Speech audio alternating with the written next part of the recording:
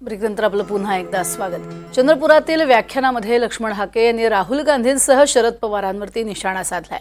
राहुल गांधी जातनिहाय जनगणना मागतात आणि त्यांचे महाराष्ट्रातील वतनदार हे मात्र ओबीसींचे ओरबाडून खात असल्याचा घणाघात त्यांनी केलाय। शरद पवार यांनी निवडणूक जिंकण्याचं व्याकरण आत्मसात केलेलं आहे आणि ते ओबीसींच्या अंतःकरणात पोहोचलेले नाहीत, अन्यथा ते पंतप्रधान झाले असते असेही हाकेंनी म्हटले। राज्यातील 8 जिल्ह्यांमध्ये ओबीसी विरुद्ध मराठा थेट संघर्ष आहे, आता पेटून उठा असं आवाहनच हाकेंनी केले।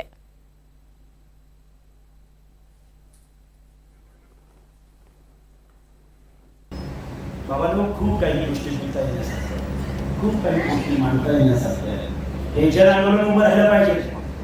महाराष्ट्रातले जिल्ह्याच्या जिल्हे, तालुक्याच्या तालुके, 8 तालुक्यावरती डायरेक्ट आता तुला पक्ष नाही, पार्टी नाही, ओबीसी वर्सेस मराठा 8 जिल्ह्यामधलं वातावरण आहे। पण त्या वातावरणाला मॉरल सपोर्ट करणं हेच माझ्या विदर्भातल्या नेत्यांचं काम आहे।